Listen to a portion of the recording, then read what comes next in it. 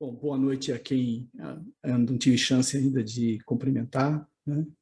Vamos, então, aproveitando esse clima de fraternidade, juntar as nossas melhores vibrações, os nossos pensamentos, direcioná-los à espiritualidade para que ela possa trabalhar e para que ela possa se intuir aos mandantes, aos governantes, aos homens de decisões, que eles caiam em si e parem com essa coisa estúpida que é a guerra.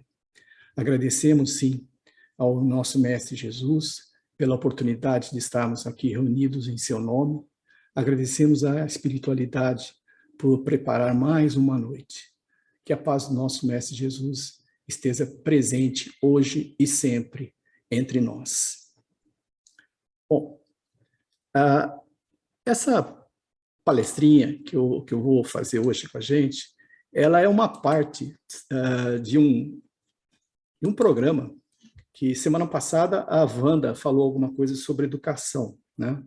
E a gente tem usado bastante essa questão de educação, de utilizar o conhecimento, respeitar a literatura, a arte, né? Que eu acho que é importante. E olhando, né, uma frase que sempre me chamou a atenção é essa aqui que está lá no Evangelho, segundo o Espiritismo, dito pelo Espírito de Verdade, que é um alerta. Espíritas, amai-vos e instruí-vos. Então, parte desse meu preleção hoje está direcionada para desaguar nesse conceito. Qual é o entendimento, efetivamente, dessa frase? Mas, antes disso, vamos ver um pouquinho de como era, né? As primeiras bibliotecas, né? Como é que elas surgiram, né? Foram lá em 700 anos antes de Cristo, né? Na Assíria, pelo rei Assurbanipal. Vocês podem ver aí, né, que os livros eram placas de argila, né? Que eram gravadas na tal da escrita. Era o início da invenção da escrita, chamada de escrita cuneiforme. E ela foi evoluindo isso, né? Até que chegou na antiguidade, no século IV a.C., na Alexandria, né? Alexandre o Grande tinha lá uma grande biblioteca, né? Essa biblioteca era composta de pergaminhos, né? Ou de papiros, né? O papiro, como a gente sabe, é a planta que dava nas margens do Rio Nilo e que eles faziam para fazer as anotações, né? Ou então eles usavam o pergaminho, que era a pele de animais tratados, raspados, né? E que faziam as anotações. Infelizmente, essa grande coleção, essa coisa que seria ótima de ter para a humanidade, né, como memória, ela foi destruída quando os árabes conquistaram, né, a Alexandria, né? Bom, passaram-se muitos tempos, né? Nós vamos para a Idade Média, né? E na Idade Média, a gente vê que todo controle, toda a parte de bibliotecas, de produção de relatórios, produções intelectuais, estavam concentradas na igreja, né? E como nós temos muito contato com essa parte ocidental, né? Mais para ir pela Europa Ocidental. Então, na igreja ela tinha seus manuscritos, as cópias e os seus desenhos que estavam colocados aonde? Nos mosteiros, né? Nos monastérios, né? Foi passando os anos, veio o Renascimento, né? Depois de 1500, né? E aí começaram nas universidades ter as primeiras bibliotecas públicas. E também as pessoas, os nobres, os sábios, os intelectuais, tinham suas bibliotecas privadas, né? A gente vê aqui uma figura, né, mostrando como que era nos mosteiros, né, nos conventos, essa produção dos livros. E eu coloquei aqui para vocês sobre o tema do Tratado no Livro, esse tema, O Nome da Rosa, um excelente livro do Humberto Eco, que se transformou em um filme, né? Um filme estrelado pelo Sean Connery. Curiosidade, né? o nome, porque o nome da rosa, né? O nome da rosa era uma expressão durante a Idade Média que significa o infinito poder das palavras. É interessante que no desenrolar da história, o Humberto conta que o riso, né, era considerado pecado, gente, nessa época, 1327, né? E aí as obras, a história se desenvolve porque dentro do monastério acontece uma série de assassinatos, e era por quê? Era para que, vamos dizer assim, proteger que não descobrisse que dentro da biblioteca existiam obras apócrifas, né? Eu recomendo realmente quem tiver a chance, né, de assistir ou ler o Nome da Rosa. Como é que era, então, essa produção, né? Tem aqui algumas imagens dos copistas, né? Dos instrumentos, vejam as penas, né? Era baseado na parte na parte de bambus, de penas, né? Era um negócio realmente muito bem artesanal. E você já pode imaginar, né? O copista, né? Quem conta um conto aumenta um ponto, né? Então eles estavam lá fazendo, muitos deles não fazendo pura e simplesmente cópias, ou faziam traduções e aí começavam a fazer as traduções de acordo com o entendimento que tinha, né? De acordo com a sua indicação, né? De preferência, né? Então começaram a surgir uma série de dúvidas em relação a essas produções, né? E era uma coisa realmente muito linda, artesanal, né? Você vê essas iluminuras, né? Veja o abecedário, né? Todo desenhado. Até quando você vê alguns originais, é tão rebuscado isso, né?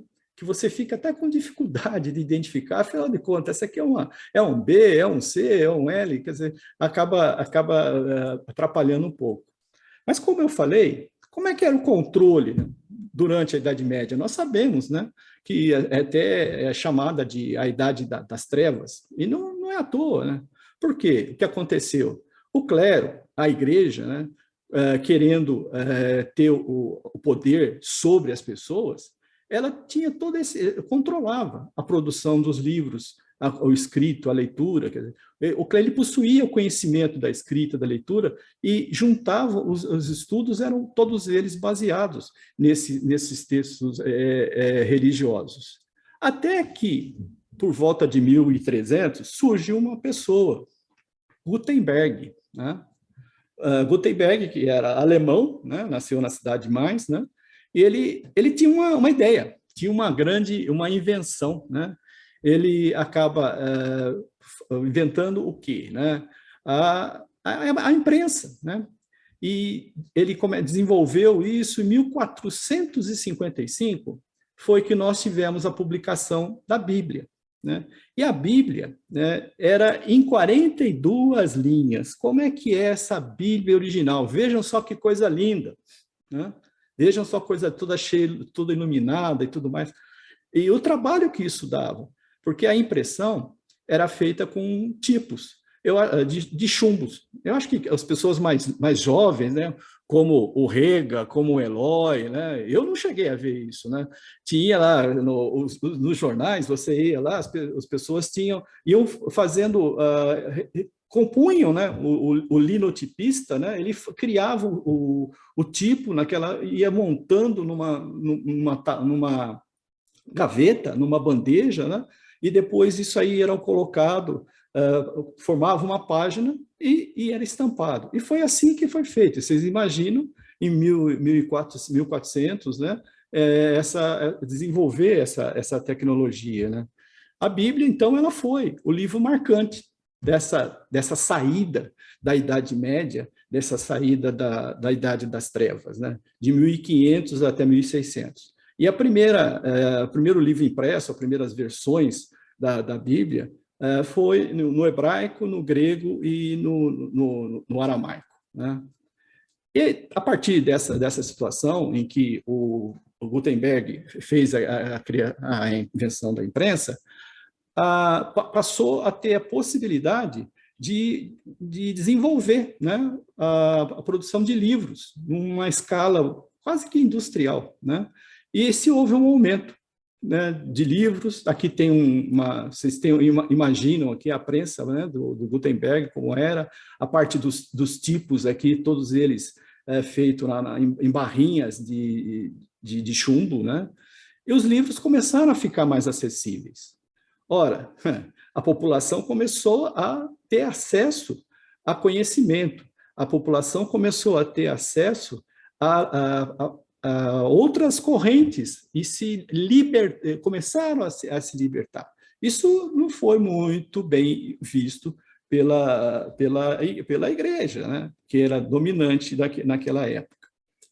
Então, e no SEVAC? Quando nós vamos dando um pulo aí de muitos anos vindo no SEVAC. Quando a gente chega lá na entradinha do SEVAC, nós temos uma bela de uma biblioteca, né? uma livraria, uma biblioteca, e a gente vai ver que em cada casa espírita que nós formos, né, todas elas têm, né, um acervo grande de livros para venda, grande de livros para leitura, para consulta, para empréstimos, né? E a produção literária, né? Só o Chico Xavier, né, psicografou mais de 400 obras. Imagina aí, se a gente juntar todo mundo que andou fazendo produção, não só a produção mediúnica, né, mas a gente tem que pensar também nos pensadores, né, espíritas, né, tipo o Herculano Pires, o Deolindo Amorim, o Hermínio Miranda, o Simonetti, né, para não ficar citando mais gente e esquecendo, né? Porque a produção da literatura espírita não é pura e simplesmente só mediúnica, ela tem também os seus palestrantes, né? Os seus escritores que discutem. Isso acabou dando, né, uma ideia, popularmente, de que a doutrina espírita é a religião dos livros. Olha, eu acho que isso não está correto, a gente falar isso. É claro que a doutrina, né, nós não podemos desprezar os livros espíritas, porque os livros contêm a síntese, né, das diretrizes, do pensamento, da doutrina, e sempre foi um instrumento de divulgação. Só que quando você pensa numa doutrina, efetivamente, numa religião baseada em livro, logo de cara surge uma coisa chamada dogma, né? Começam a querer impor interpretações, começam a querer impor pontos e que não se discute. É isso e acabou, né? A igreja, durante a Idade Média, não dizia, né, que a Terra era o centro do universo? E quando começaram a surgir outros dizendo, não, que é isso, nós rodamos em volta do Sol. O que aconteceu? Jordano Bruno foi para a fogueira, Galileu Galilei quase que foi para a fogueira, né? Então, esse é um pouco de risco, essa questão de achar que a doutrina espírita é a religião dos livros. Não, ela se baseia assim, né? Porque, se olhando também historicamente, as religiões que foram baseadas nos livros acabam caindo numa coisa chamada fundamentalismo, né? Acabam querendo direcionar, não aceitam o livre pensar, não aceitam opiniões contrárias, né? A doutrina espírita não. A doutrina espírita tem um caráter evolucionista, ela tem um caráter progressista, né? Que foi exatamente o que o Kardec nos deixou como legado, né? Então, gente, nada melhor do que a gente falar então um pouco das obras básicas, né? Talvez não vai ser novidade para ninguém aqui, né? Que quando nós falamos da doutrina espírita, nós temos 5 livros básicos que fazem parte da codificação, né? O primeiro livro foi lançado em 1857 e o último em 1868, né? Você veja que nesse 11 anos, Kardec se dedicou e fez toda essa estrutura, toda a codificação que nós chamamos da doutrina espírita. Qual foi o primeiro livro que nós tivemos, então? foi o Livro dos Espíritos, obviamente, né? É a primeira obra da codificação, lançado em abril de 1857, né? O que ele tem?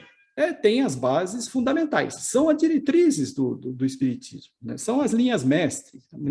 Falando de quê? Né? Fala sobre a imortalidade da alma, sobre a natureza dos espíritos, como é que eles se interrelacionam com encarnados e também desencarnados, né? Traz as leis morais. A segunda parte do Livro dos Espíritos tem as leis morais, são 10 leis morais, são fantásticos o estudo dessas leis, que nos leva a entender muito bem, principalmente o que está acontecendo nos dias atuais.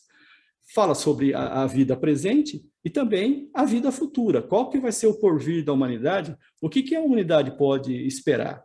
O João falou um pouco sobre a classificação dos mundos, né? Como qual vai ser a evolução, né? Isso está lá, consta, não só no Evangelho, que ele usou como base para falar sobre muitos morar na casa do meu pai, mas no Livro dos Espíritos também. Isso está bem claro, né? A segunda obra é o Livro dos Médiuns. Começou, depois de 1850, na época de Kardec, começaram a pipocar as organizações, as sociedades que se reuniam, né? Não só ali na França, mas em toda a Europa. E ele se sentiu, então, na necessidade de fazer algo que trouxesse um guia, que servisse como um guia dos médiuns, que servisse como guia de evocação, uma padronização, né? O conteúdo ali, né, é o ensino que os espíritos, sempre a espiritualidade, né, falando sobre a teoria do gênero das manifestações, quando as manifestações são mediúnicas ou quando as manifestações são somente da alma, do espírito, são as manifestações anímicas, se elas são de cunho inteligente, se elas são de cunho físico. Isso está lá no Livro dos Médiuns, né? Fala também como fazer, quais são os meios de comunicação com esse mundo chamado mundo invisível.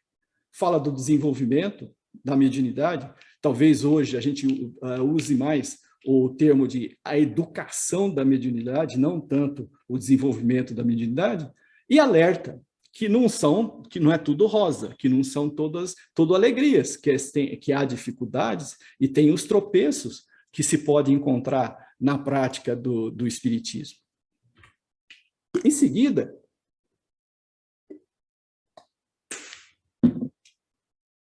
Kardec lança o Evangelho segundo o Espiritismo, né?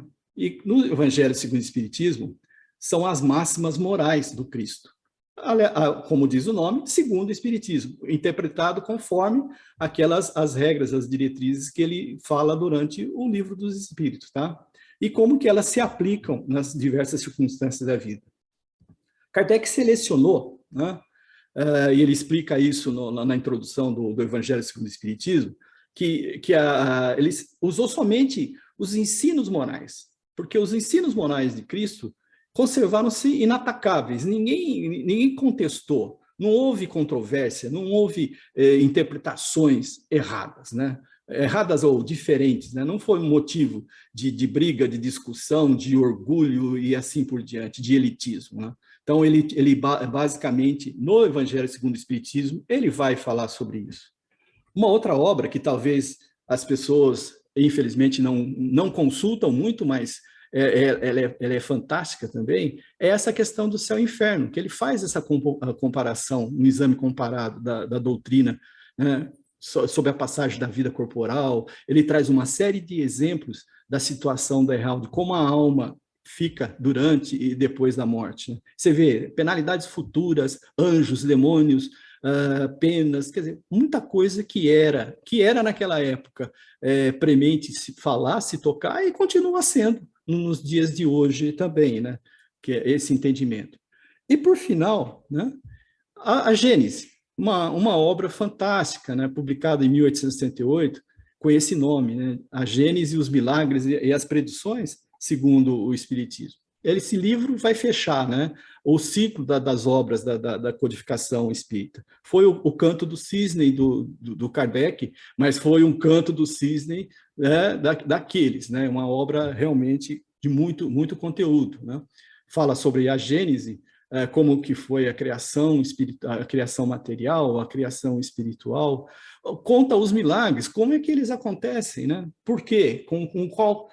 Qual é a interpretação, né? Quando você vê lá que Cristo transformou, né, logo de cara, a água em vinho, como é que ele usou, como é que usou isso? Qual foi a ação que ele fez para que isso acontecesse? Então, é interessante. E fala também das predições. As predições, um capítulo final da Gênesis, super interessante, em que ele fala da nova geração, em que ele fala dessa expectativa que nós temos, desse mundo de regeneração, as mudanças que vão acontecer e que nós estamos vivendo. Uma outra importantíssima, sinceramente, poucas vezes eu vi gente falando, olha, eu costumo consultar, eu costumo ler, é a coleção da Revista Espírita, né?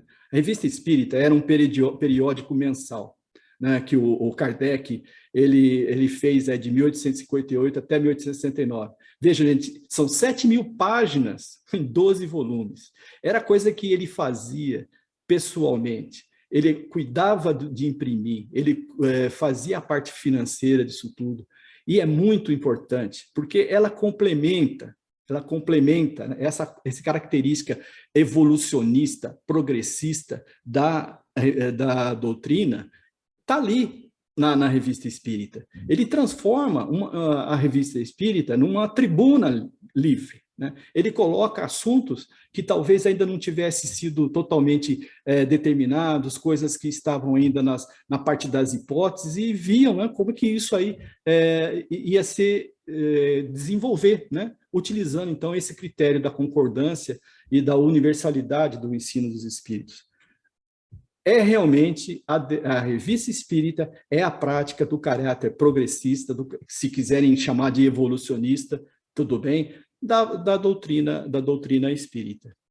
Então, o livro espírita, ele tem uma importância, né, para nós, porque ele foi o veículo de divulgação da doutrina, né, e levou essa mensagem não só para o Brasil, mas para todo mundo, né? E o livro foi o principal veículo de difusão da doutrina espírita. O Mário Quintana, né, ele até fala, né, que o livro não muda o mundo, mas os livros mudam as pessoas. E acontece efetivamente, né? Qual é a missão, então, do livro espírita? É espalhar esse esclarecimento, a consolação. A doutrina não se diz a doutrina consoladora, né? E para as mentes sedentas de explicações, sedentas de entendimentos, né? E com isso ela vai aliviando aflições, vai melhorando o sofrimento através dessas mensagens consoladoras. Mas a pergunta que acaba vindo, né, é exatamente essa.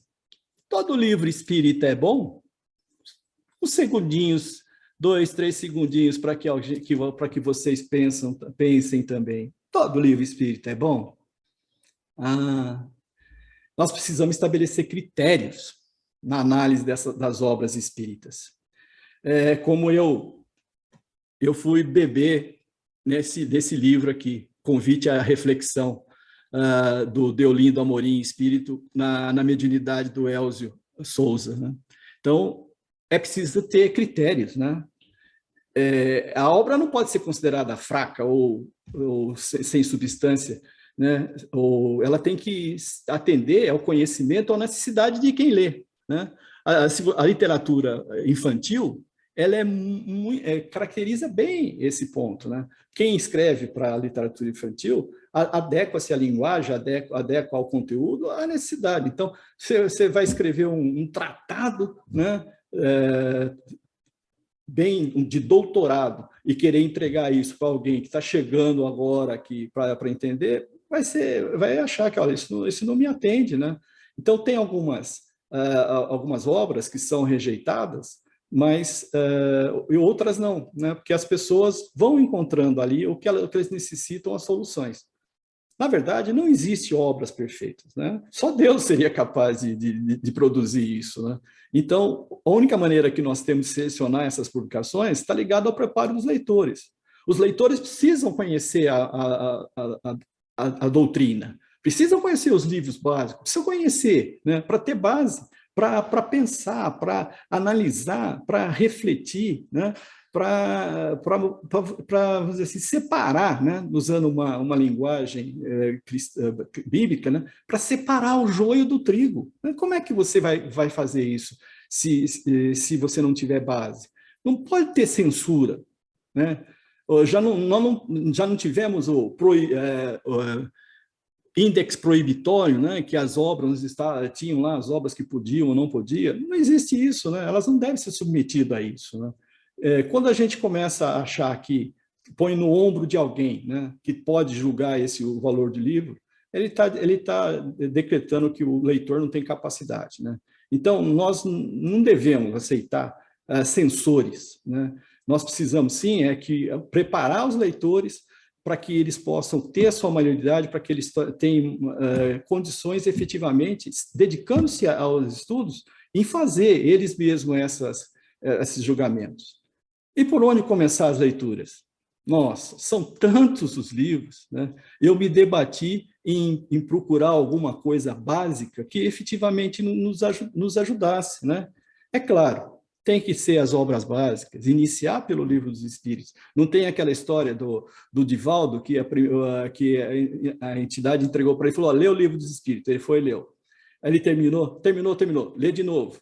Aí ele voltou. E aí, leu, lê de novo, né? Quer dizer, tem que fazer. E mais, gente, o livro dos Espíritos, você pode, as outras obras, né? O Evangelho, o Céu e o Inferno, o Livro do Médiuno, ele tem relacionamento, tem os capítulos do próprio Livro dos Espíritos que ele acaba lá no Céu e Inferno explicando coisas do livro dos Espíritos e assim por diante, tá? Então, inicia-se por aqui, obviamente, né?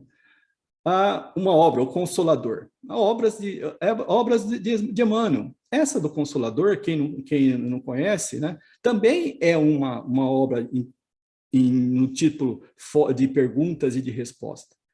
E é um verdadeiro curso de ensinamentos espíritas, né? Ele aborda ali todos os aspectos da ciência, da filosofia e da moral, né, da doutrina espírita. É um livro básico também para entendimento, para criar essa condição de pensamento que a gente está falando. Poxa, eu pus Nosso Lar aqui, mas na verdade eu estou me querendo referir a toda a série do André Luiz, né? São 13 livros, essa série A Vida no Mundo Espiritual. E também, né, os livros do Humberto de Campos, né, como Humberto de Campos ou como Irmão X, né, que são contos, que são coisas deliciosas, né, com pitadas de humor, né, que contam esses batizadores da vida aqui presente e da outra margem da vida também. Bom, obviamente, né, que todo mundo vai ter uma lista aí de livros que poderia indicar, tudo mais. Essa foi aquilo que eu achei que estaria mais coerente para aquilo que nós queremos, né?